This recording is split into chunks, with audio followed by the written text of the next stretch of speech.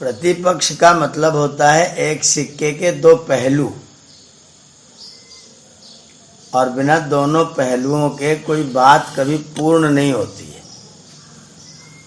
तो प्रतिपक्ष तो किसी बात का पूरक है। आप कोई एक वस्तु लेंगे तो उसका दोष भी होगा, उसका गुण भी होगा। तो अगर उस वस्तु को आपको पूरा जानना है, जैसे आपने वहाँ देखा था वैशेषिक में जब ऋषि कह रहे थे, तो कहते साधर्म और वैधर्म दोनों जानना चाहिए। तो प्रतिपक्ष तो साधर्म वैधर्म दोनों को बताता है।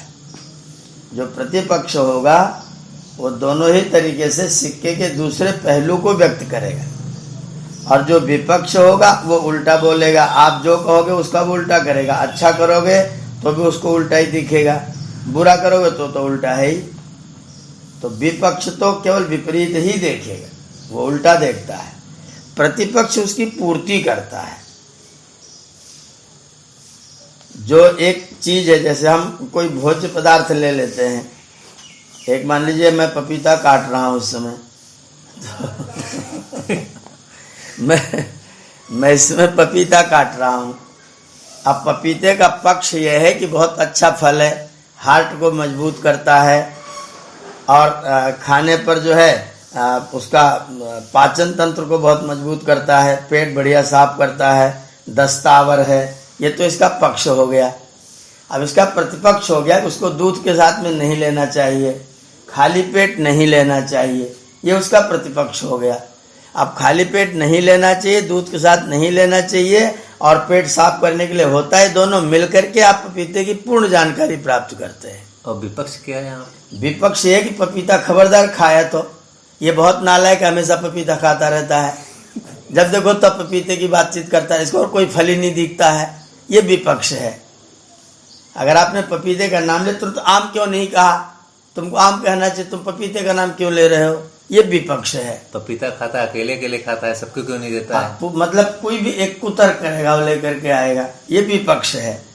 तो हम प्रतिपक्ष जो होगा वो उससे पक्ष और प्रतिपक्ष दोनों जो होते हैं वो एक चीज के पूरक होते हैं, और जो विपक्ष होता है वो उसका विरोधी पक्ष होता है, जो उसमें से कुछ न कुछ दोष ही निकालता है, कमियां ही निकालता है।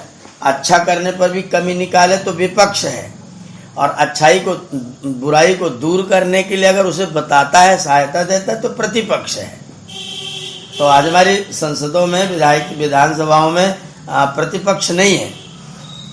लिखते नेता प्रतिपक्ष है, लिखते उसका पद जो होता है नेता विपक्ष नहीं है, उसका पद है नेता प्रतिपक्ष, लेकिन रहता वो विपक्षी है। वो प्रतिपक्षी नहीं बनता है, विपक्षी बनता है। तो प्रत्येक वस्तु के गुण को भी जाने, दोष को भी जाने, तो आप उसे पूरा जानेंगे। ये पूरा जानने पर दोनों पक्ष आपको रखने ही पड़ते, प्रतिपक्ष और पक्ष दोनों। अगर पक्ष और विपक्ष हो जाएगा तो पक्ष कुछ कहेगा, विपक्ष उसका खंडन करता रहेगा। ये मैं कह रहा था वहां पर योग दर्शन पर प्रतिपक्ष भावनम की बात में, जब भी कोई चित्त में आपके कोई भाव आए तो आप उसका प्रतिपक्ष भी एक बार जरूर देख लो। ऐसा करने पर यह लाभकारी है तो कैसा करने पर यह हानिकारक हो जाएगा। ऐसा प्राणायाम करेंगे तो लाभकारी होगा, ऐसा करेंगे तो हानिकारक भी हो जाएगा। ये उसका प्रतिपक्ष है, मतलब सिक्के का दूसरा पहलू है। तो पक्ष प्रतिपक्ष शब्द का मतलब होता है एक सिक्के के दो पहलुओं को विचार करके किसी चीज को जान लेना। जैसे वहां पर एक विद्या और विद्या है, उसको भी कर लें। हाँ बिल्कुल। अगर आपके पास में विद्या है, एक शब्द मान लीजिए ये शब्द शुद्ध है, तो उसके अशुद्ध शब्द कौन कौन से हैं? कैसा बोलेंगे तो शुद्ध होगा, कैसा बोलेंगे तो अशुद्ध हो जाएगा। जब दोनों जान लेंगे तो आप ज्ञानी कहलाएंगे। एक वस्तु का गुण क्या है, दोष क्या है। जैसे उसके साथ मित्रता करते हैं, तो जिसके साथ हम मित्रता करेंगे वो व्यक्ति, उसके अंदर गुण कौन कौन से हैं, दोष कौन कौन से हैं। अगर आप दोनों जानेंगे तो ही आप उसको जानेंगे। अगर आप केवल गुण जानेंगे तो कहीं कहीं जरूर धोखा खाएंगे, और केवल अवगुण जानेंगे तो उसका लाभ नहीं उठा पाएंगे। तो गुण और अवगुण, साधर्म और वैधर्म, पक्ष और प्रतिपक्ष, ये दोनों जब आप जानते हैं तब आप वास्तव में ज्ञानी होते हैं। तो वहाँ जो विद्यांच कहा वहाँ भी, और पक्ष और प्रतिपक्ष कहा यहाँ भी, सर्वत्र प्रत्येक सिक्के के हर चीज के दो पहलू हैं, दो पक्ष हैं, और उन पक्ष और प्रतिपक्ष दोनों को ही दोनों तरफ से करतल कर पृष्ठे कर का तल भी जान ले और कर का पृष्ठ भी जान ले, ये पक्ष और प्रतिपक्ष है। तो ये जो योग दर्शनकार प्रतिपक्ष भावनम की बात कर रहे हैं, तो जिसको भी आप जानिए, वितर्क अगर आते हैं, कोई बात आती है, तो आप उसके प्रतिपक्ष की भी भावना कर लीजिए, जिससे आपका मामला, आपका ज्ञान, आपकी अनुभूतियाँ पूर्ण हो जाएं। ये वहाँ पर प्रतिपक्ष भावनम था, जो मैं बच्चों के स्तर पर थोड़ा सा वो सिक्के के दो पहलू वाला भाव नहीं बता रहा था, खाली साधारण अर्थ बता रहा था। ये बहुत व्यापक शब्द है। प्रतिपक्ष, विद्या अविद्या, ये दोनों पक्ष प्रतिपक्ष हैं। ऐसी ज्ञान अज्ञान, ऐसी जो एक गुण और अवगुण, साधर्म और वैधर्म, ये दोनों पक्ष और प्रतिपक्ष हैं। तो प्रतिपक्ष का सृजन होता है पक्ष को मजबूती से जानने के लिए। शास्त्री ने बहुत अच्छा कहा, जब हम दोनों को जानते हैं तो उसमें मजबूत हो जाते हैं। जब आप उसका प्रतिपक्ष भी जानते हैं, जैसे मान लीजिए आपने किसी से व्यवहार करना शुरू किया, आप उसका गुण जानते हैं कि बहुत अच्छा व्यक्ति है, लेकिन कभी भी बिगड़ जाता है, गुस्सा हो जाता है, झूठ बोल देता है, लोभ भी करता है। जब आप उसका दूसरा पक्ष भी जानते हैं, तब उसके साथ आप सावधानी से बर्ताव करते हैं।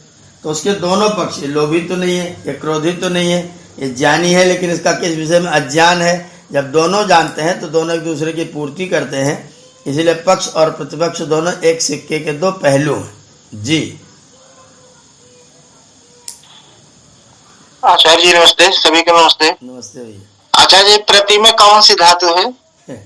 प्रति एक अव्यय पद है और वो उपसर्ग है। जी, प्रति पूरा उपसर्ग है कि इसमें प्रा अलग उपसर्ग है? फिर कितने प्रत्यय हुआ? प्रति पूरा ही उपसर्ग है, पूरा ही। संस्कृत के जो 22 उपसर्ग है उसमें तो नहीं है? जब ये क्रिया के योग में आता है तो उपसर्ग बन जाता है। जब शब्द के योग में आता है तो इसका नाम निपात होता है और कर्म प्रवचनीय होता है। तो दोनों विधाओं में है ये। प्रति उपसर्ग भी है, जब धातु के योग में रह जाएगा तो प्रति उपसर्ग हो जाएगा, और जब शब्द के योग में आएगा प्रति, तो वो कर्म प्रवचनीय, गति और निपात, तीन संज्ञाएं उसकी होती हैं व्याकरण की भाषा में। क्या कहना जी, निपात, गति और कर्म प्रवचनीय। इसलिए जैसे ग्रामम प्रति गच्छति, अब यहाँ पर प्रति कर्म प्रवचनीय है, कर्म प्रवचनीय में द्वितीय हो जाएगी, तो ग्रामम प्रति गच्छति गांव की ओर जा रहा है, तो वहाँ वो कर्म प्रवचनीय संज्ञक होगा। उसकी अलग अलग संज्ञाएं होती। प्रतिपक्ष में जो है वो गति संज्ञक है, इसीलिए कुगति प्रादेश वहाँ समास हो गया। प्रतिपक्षम, पक्षम पक्षम प्रति प्रतिपक्षम, वो गति संज्ञक है। जब गति संज्ञक होगा तो समास होगा, कर्म प्रवचनीय संज्ञक होगा तो समास नहीं होगा, निपात होगा तो समास के भी प्रयोग कर सकते हैं और अलग भी प्रयोग कर सकते हैं। तो उसकी तीन स्थितियां हो जाएंगी। क्रिया से जुड़ जाएगा तो फिर वो उपसर्ग हो जाएगा। जी डॉक्टर साहब।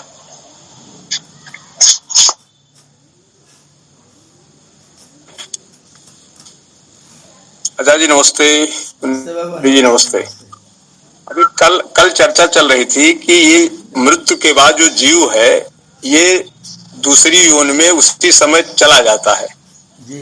जैसे कि वो पेड़ पे जो कीड़ा है वो अपना पैर दूसरा वाला जमा लेगा तो वो ये जीव चला जाएगा। उसी तरह से वो पैर जब दूसरा वाला उठाएगा तो समझ लीजिए कि जीव इस जीव से निकल करके मृत्यु के बाद दूसरे जीव में चला जाता है। तो ये जो मोक्ष वाली स्थिति है मुनि जी, जब मोक्ष आदमी को मिल जाता है तो मोक्ष के बाद तो ये जीव आनंद में चला जाता होगा। हाँ जी, हाँ जी, हाँ जी, हाँ जी, बिल्कुल। तो ये आनंद में जब ये जाता है तब इसकी क्या स्थिति होती होगी? मैं 9वां समुल्लास सत्यार्थ प्रकाश का पढ़ रहा हूँ, लेकिन मेरी समझ में कुछ आ नहीं रहा बढ़िया सा, जो जितना आना चाहिए। तो थोड़ा सा आप मुझे बताएं जो है कि ये जब उसमें जाता है आनंद उसमें। जी, उसके लिए गुरुकुल में ही बैठ करके आपको पढ़ना पड़ेगा शिष्य बन के। अरे मैं तो आपके हिस्से उसमें शिष्य। पूरा समझ में आने के लिए गुरुकुल में बैठ के शिष्य बन के पढ़ना पड़ेगा। एक एक लाइन पर पढ़ के फिर उस पर विचार करना पड़ेगा गंभीरता से। वो सत्यार्थ प्रकाश की हर लाइन दर्शन की भाषा है, दर्शन है, समझ लीजिए। तो उसकी प्रति पंक्ति दर्शन, इसलिए एक पंक्ति पढ़ेंगे फिर उस पर विवेचना करेंगे, फिर दूसरी पंक्ति पढ़े फिर विवेचना करेंगे। वो उसकी प्रत्येक पंक्ति विवेचना की अपेक्षा रखती है। अगर एक लाइन कहा तो उसको पढ़ करके आप आगे निकल नहीं सकते, उस लाइन को आपको स्पष्ट करना पड़ेगा। तो नवसमुल्लाह से गंभीरता से पढ़ने के लायक है।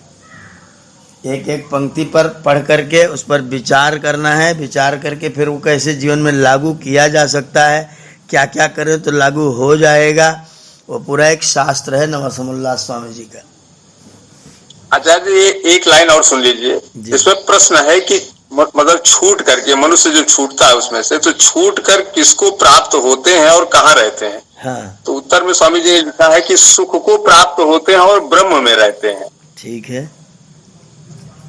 जब व्यक्ति इस मृत्यु से, जब जन्म और मरण के बंधन से छूटता है तो छूट करके फिर वो सुख में रहता है, सुख को प्राप्त करता है, और उस सुख को प्राप्त करता है उसका जो निवास होता है वो ब्रह्म में हो जाता है। तो ब्रह्म में निवास करता है और सुख को प्राप्त करता है, दुखों से छूट जाता है। अब ब्रह्म में निवास करता है, इसका मतलब जो ब्रह्म का ब्रह्मांड है, जो ब्रह्म का एक विशाल ब्रह्मांड है, उसमें वो विचरण करता है, उसमें वो रहता है। ब्रह्म में सूक्ष्म ब्रह्म में जीव उसकी अपेक्षा से स्थूल होने के कारण उसके अंदर घुस नहीं सकता है, पर जो ब्रह्म की पूरी सत्ता है, जो ब्रह्म का ये चराचर जगत दृष्टिगोचर होता है ब्रह्मांड में, पूरे में जीव आनंद से भ्रमण करता है और ब्रह्ममय रहता है। हो सकता है कोई मुक्त जीव हमारी आपकी कथा में भी बैठा हुआ हो, सुन रहा हो। इसका मतलब मुनि जी वो बहुत आनंद में रहता है, वहां जाकर के वो सभी दुखों के बवाल से फुर्सत पा जाता है। आनंद में ही रहता है, उसमें प्रतिपक्ष नहीं रहता है, फिर वो एक पक्षी हो जाता है। जब जीव मुक्त हो जाता है तो प्रतिपक्ष वाला मतलब सिक्के का जो दूसरा पहलू वो सब समाप्त हो जाता है, एक ही पहलू रहता है। वो केवल आनंद में रहता है। ठीक है, ठीक है, यही जानना चाहते थे। संसार में सुख है लेकिन दुख मिश्रित है। मान लीजिए मैं अपने घर में खीर खा रहा हूं, अब कोई व्यक्ति खीर में एक मुट्ठी काजू और डाल गया तो मेरी तो हालत खराब होगी। मैंने कहा ओ तो इतना खीर में काजू भी खा रहा है, हमारी खीर तो फीकी फीकी है। अब वो खीर दुखदाई हो गई। जिसको खा के मजे ले रहे थे, पूंछ हिला रहे थे, दूसरे का काजू देख करके पूंछ नीचे झुक गई, मूंछ भी नीचे झुक गई। सुख है, दुख बीच में डूब गया। पर जब मुक्तावस्था में होते हैं तो इस तरह का कोई वो दुख का कोई लेस आने नहीं पाता, इसलिए उसका नाम नाकाह है, न अकाह, यत्र अको न विद्यते। जहाँ पर सुख का लेस भी नहीं है उसका नाम है नाकाह। तो वहाँ नाक हो जाता है, दुख का लेस भी कहीं नहीं रहता है, इसलिए उसको नाक कहा गया वेद में।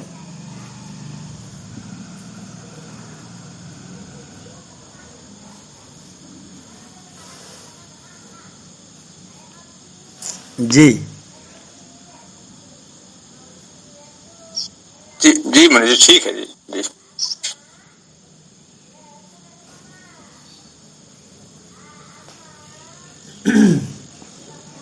ब्रजेश जी का हाथ उठा हुआ है या कुछ पूछना चाहते हैं क्या? जी ब्रजेश जी, जी आचार्य जी। आचार्य जी, प्रति जो है कई जगह प्रयोग होता है, जैसे प्रतिलिपि में भी और प्रत्येक यानी हर एक, तो इसके अलग अलग अर्थ कैसे हो जाते हैं? यही जो इसकी जो चार संज्ञाएं हैं, गति, निपात, उपसर्ग और कर्म प्रवचनीय, इसके कारण से अर्थ अलग अलग हो जाते हैं। उसकी चार संज्ञाएं, विरोध के एक ही शब्द की विरोध के रूप में आता है, विरोध के रूप में भी आता है। हाँ हाँ बिल्कुल आता है, बिल्कुल आता है। ये चारों संज्ञाएं अलग अलग होने के कारण से इसके चार अर्थ होते हैं। जी जी। जैसे प्रति 10 ग्राम में 9 ग्राम सोना है, तो प्रति 10 तो ग्राम, प्रति, ठीक है, हर 10 ग्राम का मतलब इसका हो जाएगा। हाँ बिल्कुल बिल्कुल, वहां पर हर 10 ग्राम, वहां पर वो गति। अच्छा जी, इसमें प्रा उपसर्ग, ये पूरा उपसर्ग जो बना हुआ है मूल जो है इसमें प्राउपसर्ग है और ती करके कृत्रिम प्रत्यय है क्या? नहीं, पूरा प्रति ही उपसर्ग, इसमें कोई ती प्रत्यय नहीं है। उपसर्ग से प्रत्यय होता भी नहीं, प्रत्यय तो धातु से होता है। प्रत्यय कभी भी उपसर्ग से नहीं होता है, प्रत्यय हमेशा धातु से होता है। प्रत्यय के लिए सिद्धांत है या तो धातु चाहिए या तो प्रातिपदिक चाहिए। बिना धातु और बिना प्रातिपदिक के कोई प्रत्यय नहीं होगा, ये नियम। प्रत्यय जब भी तो ये संस्कृत में तो 22 जी, संस्कृत में 22 उपसर्ग माने गए हैं, 22 में तो ये है नहीं। प्रतिपर्यपया है तो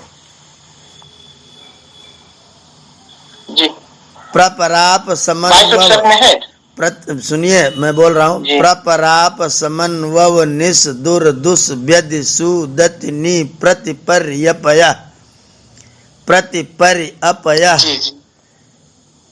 व्यधि सु दति नि प्रतिपर्यपया उप आंग इति विंशति रेस सखे उपसर्ग गणः कथिता कबिना।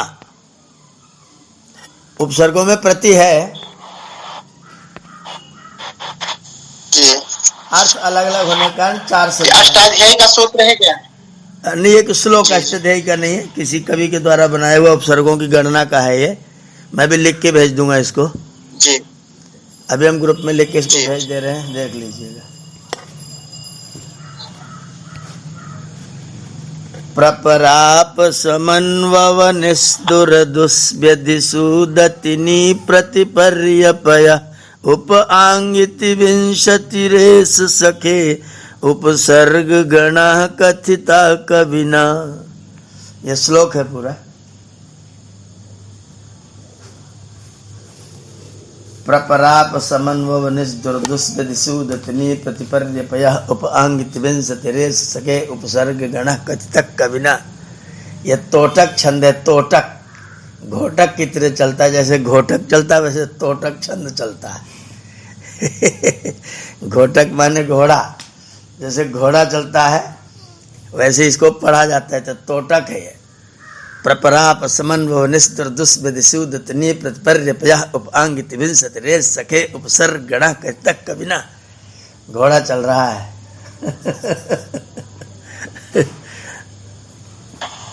धन्यवाद। ये तोटक छंद है। तोटक में क्या तोड़ा है? तोटक है, तोटक। तोटक छंद है। घोटक में क्या है? घोड़ा है, घोटक माने घोटका माने घोड़ा, तो तोटक छंद घोटक की तरह चलता है। जी आदरणीय अजय जी आपका हाथ उठा था। जी नमस्ते सभी लोगों को। आचार्य जी ने मेरी वही बात पूरी कर दिया था स्वतः ही। मैं और कुछ पूछ लिया उन्होंने, ब्रजेश जी भाई साहब ने भी, तो इस नाते मेरी बात पूर्ति हो गई है। आप दोनों वही कक्षा के प्रतीत होते हैं।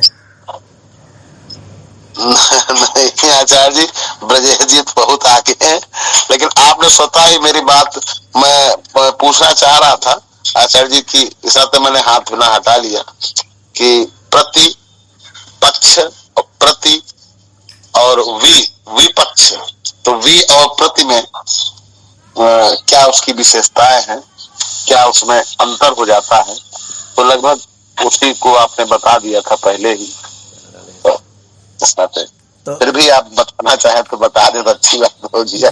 वी जो उपसर्ग है उसके 2 अर्थ हैं, एक तो विरोध और एक तो विशेष। जी। वी लगने से कहीं तो विशेष अर्थ हो जाएगा, कहीं विरोध अर्थ हो जाएगा। जी। और प्रति का मतलब होता है पूरक। जी। तो जिसके साथ जुड़ जाएगा उसका वो पूरक हो जाएगा। जी जी जी। उसका अर्थ की ओर भी होता है, ग्रामम प्रति गच्छति, या प्रत्येक भी अर्थ होता है, मतलब हर के साथ जुड़ा हुआ, सब के साथ जुड़ा हुआ, वो भी प्रति का अर्थ होता है। और प्रति की 4 संज्ञाएं हैं, इस कारण से उसके अर्थ में परिवर्तन बार बार ज्यादा होता रहता है। वी के 2 ही अर्थ आएंगे, या तो विरोध या तो विशेष। नहीं, वो बात जो आपने बताई थी आचार्य जी, वही बात मैं भी जब आप जुड़े नहीं थे तो मैं वही बात कहना चाह रहा था कि किसी भी बात को समझने के लिए उसका प्रति होना आवश्यक है। हाँ जी। तब आप जुड़े नहीं थे, उस नाते मैंने हाथ उठाया था कि वो बात उस समय तक नहीं लोगों ने कही थी कि किसी भी विषय को ठीक से समझने के लिए उसका प्रति होना आवश्यक है, दूसरा पहलू होना आवश्यक है। जब तक प्रति नहीं होगा तो हम उसके एक ही अंग को हम जान पाएंगे, तो फिर उसका हम सर्वांग नहीं समझ सकेंगे। उसी बात को आपने स्वतः ही पूर्ति कर दिया था। ऐसे इस नाते फिर मैंने हटा दिया था। मैं जुड़ा था, सुन रहा था, देख रहा था लोग क्या क्या कहेंगे। जी जी जी जी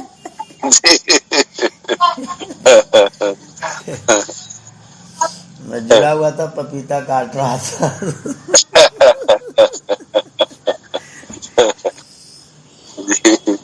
तो वही मेरे मन में प्रश्न आया जी।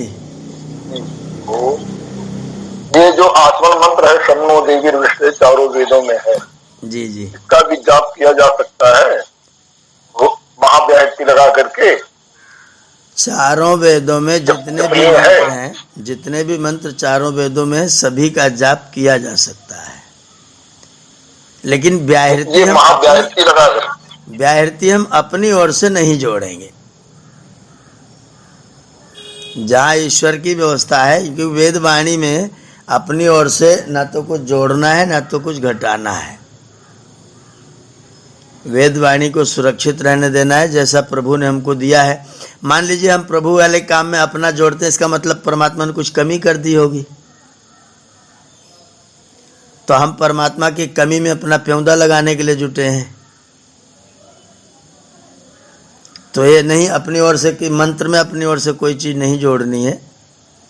जो ऋषियों ने व्यवस्था बनाई है और जो परमात्मा ने स्वयं जिसको अनुपूर्वी पूर्वक हमको प्रदान किया है, उसको उसी रूप में, शुद्ध रूप में, जैसा प्रभु से हमको प्राप्त हुआ है, उसमें भाव अपने हृदय में रहे, श्रद्धा का भाव कि मेरे प्रभु ने मुझको इसको ऐसा ही दिया, इसलिए ऐसा ही ठीक है।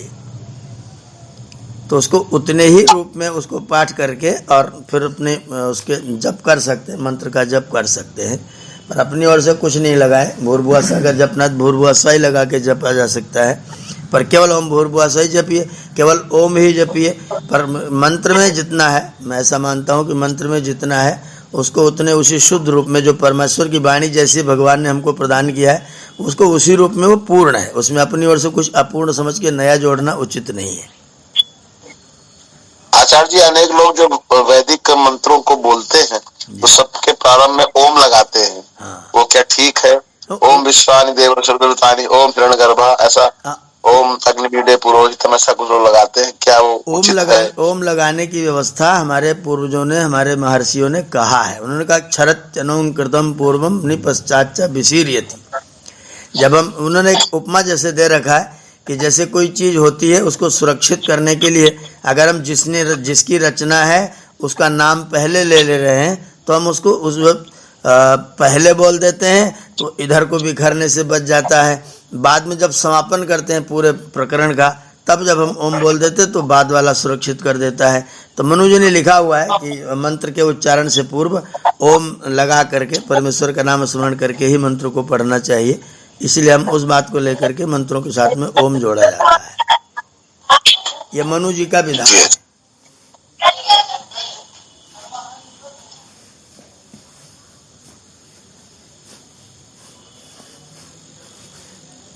जो लोग मतलब त्रयंबकम यजामहे में मतलब जहाँ तहाँ जोड़ लेते हैं, ये उचित नहीं है और इस तरह हमें नहीं करना चाहिए। हाँ, बिल्कुल बिल्कुल बिल्कुल। अपनी कोई जोड़ गांठ बिल्कुल नहीं करना चाहिए, वो गलत है।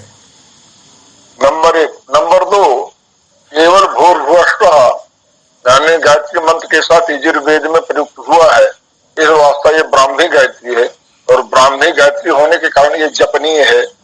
ऐसा मैं जो सोच पा रहा हूँ, ठीक है? बिल्कुल बिल्कुल बिल्कुल बिल्कुल बिल्कुल। इसीलिए इसके जप की व्यवस्था बार बार कही गई, इसलिए गायत्री में इसी वाले गायत्री का जप करने का विधान लिखा गया है।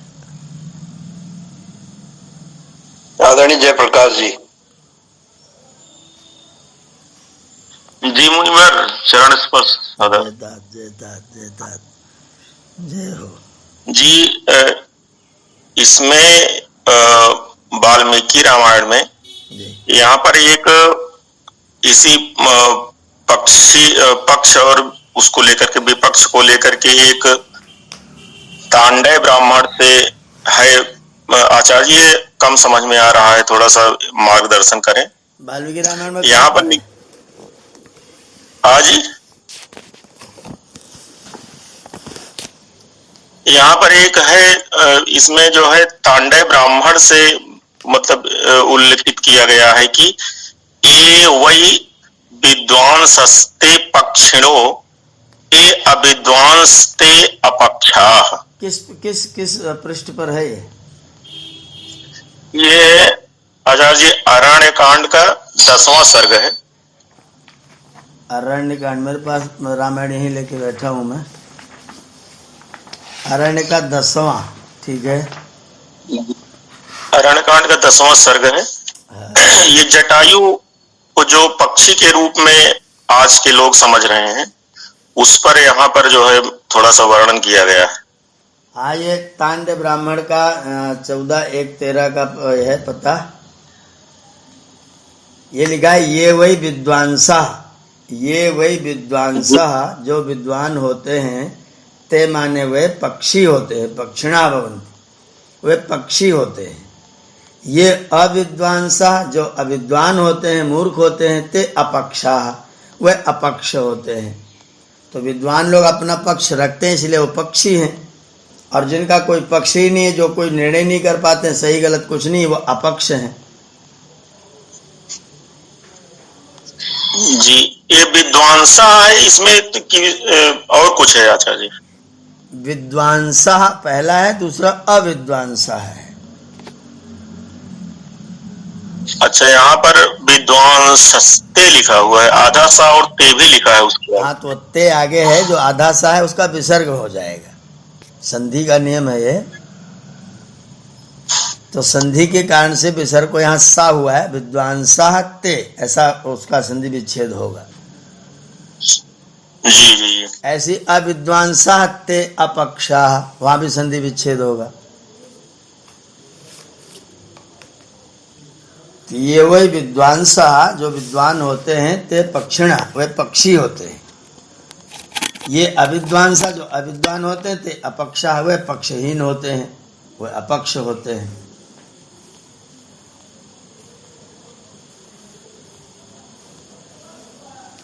जी आचार्य।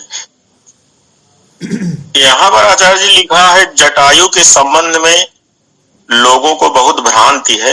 हाँ। लोक में ऐसा प्रसिद्ध है कि जटायु एक गीध था, परंतु यह बात सर्वथा असत्य है। जटायु अपने आप को वयस्यम पितरात्मनः दशरथ का मित्र बताता है। पितृ उन्होंने कहा था, जब राम ने पूछा तुम कौन हो, तो उन्होंने कहा था कि मैं वयस्यम पितृरात्मनः, अपने पिताजी का मुझे मित्र समझो। ऐसा जटायु जी ने कहा था कि मुझे अपने पिताजी का मित्र समझो, मैं तुम्हारे पिता का मित्र हूं। जी। इतना ही नहीं, जटायु आदि के लिए आदि आदि कवि ने आर्य शब्द का भी प्रयोग किया है। जी।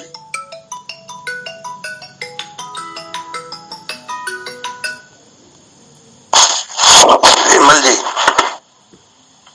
मुनि जी को सादर चरण वंदन, सभी को नमस्ते। मुनि जी, हमारा कुछ प्रश्न हट के है आज के विषय से। हम ये जानना चाहते हैं कि ये जो दिशाओं में दोष हमको बचपन से बताया जा रहा है कि दक्षिण दिशा में होकर के भोजन नहीं करना चाहिए, उधर अपने द्वार का दरवाजा मतलब मोहर नहीं खोलना चाहिए, खिड़की नहीं खोलना चाहिए, निगेटिव एनर्जी आती है, ऐसा क्या मतलब वैदिक है प्रमाण? नहीं, ऐसा कोई वैदिक प्रमाण नहीं है। सब दिशाएं भगवान की बनाई हुई हैं, और ऐसा कोई वैदिक व्यवस्था नहीं कि आप यहाँ करके ये करो, वहां करके ये करो। सब दिशाएं भगवान की है।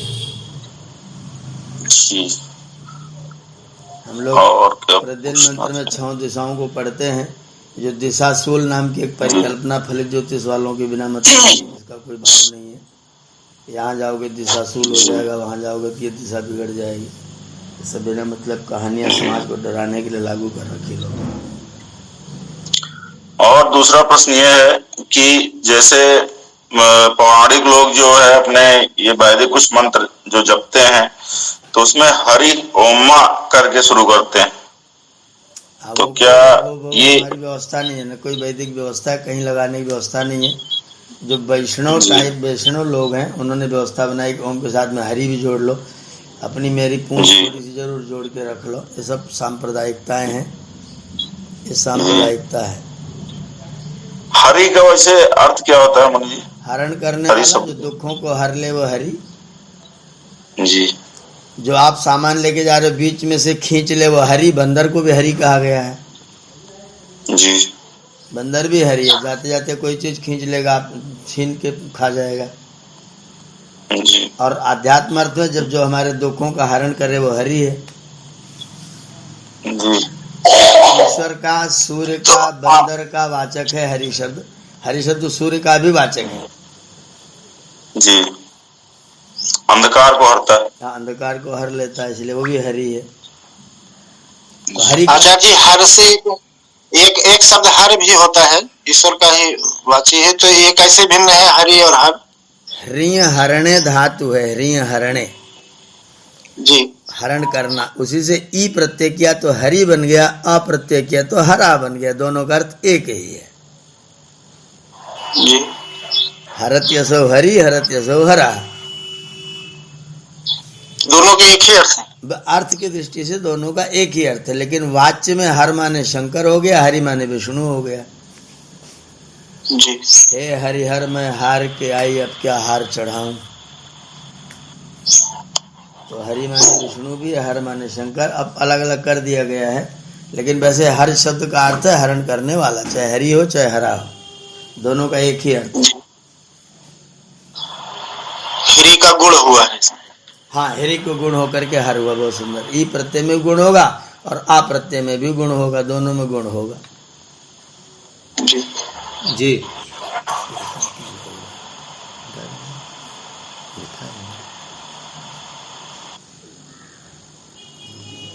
सबको रोकते हैं। ज्ञान कांड से निकल कर धीरे धीरे कर्म कांड की तरफ चलेंगे हम लोग। जी बाबू जी।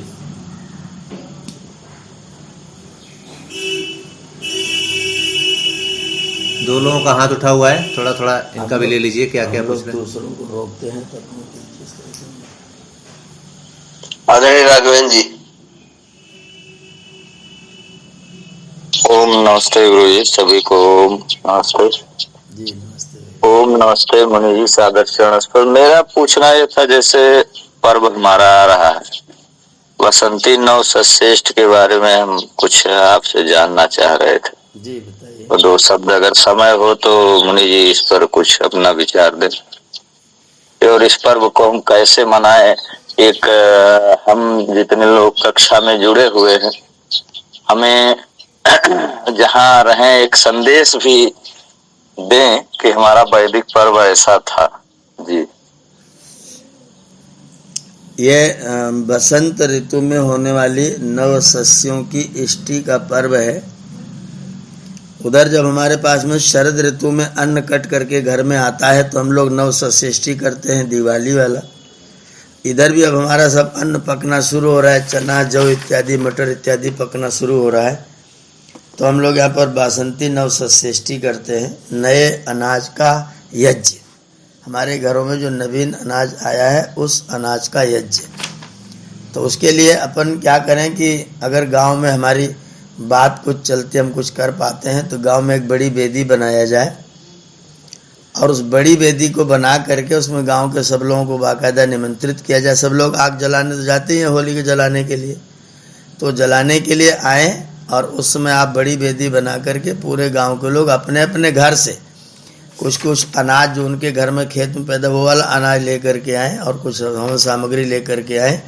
नवसृष्टि के मंत्र लिखे हुए संस्कार विधि में उन मंत्रों को ले करके, उन मंत्रों से और उन पदार्थों की आहुति पूरे गांव के लोग सब वहीं पर डालें और फिर उसके बाद में होली पर अपने ऋतु पर कुछ गाना बजाना, अपना आनंद उत्सव उमंग का कार्यक्रम किया जावे। यही इसका वैदिक रूप में मनाने का तरीका है। हम लोग 7 मार्च को अपने बाजार में धनपतगंज में 11 कुंडी यज्ञ कर रहे हैं नवसृष्टि के लिए। तो 11 कुंडों पर बहुत सारे लोग एकत्र होंगे, बहुत सारे लोगों को बुलाया गया है। तो हम लोग वहाँ नवसृष्टि सामूहिक यज्ञ करेंगे। यज्ञ करके, और इस पर चर्चा करेंगे कि जब जब ऋतु परिवर्तन होता है तो ऋषियों ने व्यवस्था बनाई, ऋतु संधिषु ही रोगा जायन्ते तस्मात् ऋतु संधिषु यष्टव्य। ऋतुओं की संधियों में रोग पैदा होते हैं और वो रोग हमारे ऊपर हावी न होने पाए। जैसे सर्दी बीतेगी तो गर्मी वाले रोग आना शुरू हो जाएंगे, तो वह रोग हमारे शरीर के ऊपर हावी न होने पाए, इसके लिए हमें यज्ञ करना चाहिए। और विपुल मात्रा में पूरे समाज में सब लोग मिल करके बड़े बड़े यज्ञ करें, जिससे वातावरण इस तरह का शुद्ध हो जाए कि इम्यूनिटी बढ़ जाए, कि जिससे आने वाले ऋतु का प्रभाव हमारे शरीरों पर कम पड़े। तो इसके लिए ऋतुओं की संधियों में ऋषियों ने यज्ञ करने का विधान लिखा हुआ है, और इसी विधान के तहत नवसस्येष्टि पर्व बनाया गया है। जब हमारे घर में नया अनाज आए तो देवान भावयतानेन ते देवा भावयन्तु वह, उस अनाज को देवों के लिए पहले भेंट करें, बाद में हम लोग उसको स्वयं सेवन करें। बिना देवों को खिलाए हम लोग नहीं खाते, हमारी वैदिक संस्कृति है। तो हम बिना देवों को भोजन कराए भोजन नहीं करते हैं, तो पहले अपने अन्न का भोजन देवों को करा दें, नवसस्येष्टि रूप सामूहिक रूप से, और सब जगह हो, सब करें, पूरा भारतवर्ष एक साथ यज्ञ करे, जिससे पूरा वातावरण ऐसा पवित्र हो कि जिससे आने वाली ऋतु का प्रभाव हमारे ऊपर न पड़ने पाए। इसके लिए नवसस्येष्टि करते हैं, यज्ञ वेदी बड़ी बना करके उसमें सब लोग बुला करके यज्ञ करके उस पर चर्चा करके, वहाँ पर ये फगुआ गुआ अनेक तरह के गीत होते हैं और भी बढ़िया बढ़िया भजन, सुंदर सुंदर, वो सब भजन गाए बजाए जाएं, उसको उत्सव के रूप मनाया जाए और लोगों को प्रेरित किया जाए कि ये नवसस्येष्टि है, हम इसको सही रूप में, शुद्ध रूप में, जिसके लिए वो प्रसिद्ध है, वो हम प्रक्रिया से इस होली पर्व को मनाएंगे। ये तरीका है। बाकी उसमें लोग रंग वंग भी घोल देते हैं और फिर यज्ञ को छोड़ करके अग्नि तो जलाते हैं, अपने घर का पदार्थ भी ले करके जाते हैं, लेकिन वो बस अग्नि जला करके और पता नहीं कब का बसंत पंचमी से सामान रखा हुआ उसको जला करके कर लेते हैं। पर वास्तव में यज्ञ वेदी, यज्ञ करने का विधान है। बड़ी वेदी पूरे गांव की सामूहिक बनाई जाए और उसमें सब लोग मिल करके यज्ञ आहुति करें। नवसस्येष्टि का वैदिक सच्चा स्वरूप है। जी जी बाबू जी, विश्व सफल बनाने में हमारा योगदान क्या हो सकता है? मुझे ये समझ, जैसे सरसों तैयार हुई है तो आहुति में तो सरसों का तो नहीं, हाँ, कोई वो है? सरसों तो मोस्ट है। हाँ, सरसों का बीज जो है वो तो आहुति के लिए मोस्ट है, वातावरण की शुद्धि के लिए बहुत ही उपयोगी चीज है वो। लेकिन मुनि जी उसको जलाने पे सल्फर डाइऑक्साइड निकलता है, वो जा करके सल्फ्यूरिक अम्ल बना लेता है और बताते हैं कि वो विषाणुओं को नष्ट करता है। तो इसीलिए तो उसको ऐसा कुछ है? इसीलिए उसको डालने की व्यवस्था जो विषाणुओं को नष्ट करता है। जी, यज्ञ में सरसों के दाने डालने की व्यवस्था, पीली सरसों तो बाकायदा यज्ञ की सामग्री है। अच्छा अच्छा मुनि जी। यज्ञ सामग्री में पीली, जब जिस दिन बच्चा पैदा होता है घर में, जन्म संस्कार में, उस दिन सरसों की ही आहुति डालने का विधान है। इसमें पीली सरसों पड़नी चाहिए मुनि जी। हाँ, पीली सरसों का विशेष गुण है, पीली सरसों इसमें सामग्री में मिला करके डालना चाहिए। जी जी जी। तो मात्रा जैसे मुनि जी कितनी रहे? जैसे 1 किलो मान लीजिए हवन सामग्री हम तैयार कर रहे हैं तो उसमें कितनी मात्रा? 50 ग्राम सरसों डालिए। अच्छा, 50 ग्राम सरसों डाल दीजिए।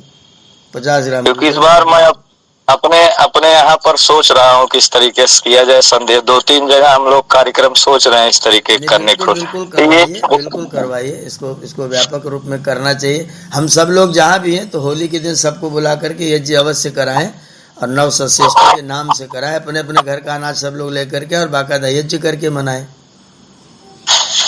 आप देखिए, अभी परंपरा में अपने में सब लोग होली जलाने जाते हैं। होली में अपने घर से अनाज लेके जाते हैं, गोबर के उपले लेकर के जाते हैं, फिर होलिका मैया की जय बोलते हैं, फिर उसकी परिक्रमा करते हैं। ये सारी विधि तो यज्ञ की है ना। यज्ञ की परिक्रमा की जाती है, यज्ञ का जय बोला जाता है। अब हमने विकृत रूप में यज्ञ वाला घी सामग्री आहुति वाला बंद कर दिया, लेकिन अपने घर का अनाज जा रहा है और चीज जा रही, परिक्रमाएं हो रही, जय हो रही है। और कहानी सुना रहे हैं कि हिरण्यकश्यप की बहन थी, प्रहलाद को लेकर गोद में बैठ गई तो होलिका जल गई। जो होलिका प्रहलाद जैसे विष्णु भक्त को संतापित करने के लिए जलाने बैठी थी, वो होलिका मैया जय कैसे हो गई? जो जो राक्षस की बहन होकर के विष्णु भक्त को सता रही थी, उसको जलाने के मारने के लिए बैठी थी, वो हमारी मैया कैसे हो गई? होलिका मैया की जय हम कर रहे हैं। तो यज्ञ मैया की जय थी, यज्ञ भगवान की जय थी, यज्ञ की परिक्रमा थी, यज्ञ सारी प्रक्रिया यज्ञ वाली थी। यज्ञ हमने छोड़ दिया और ये घूमने लग गए और होलिका मैया की जय करने लग गए। रूप उसका बदल दिया। कहानी हिरण्याकश्यप प्रहलाद की सुनाई।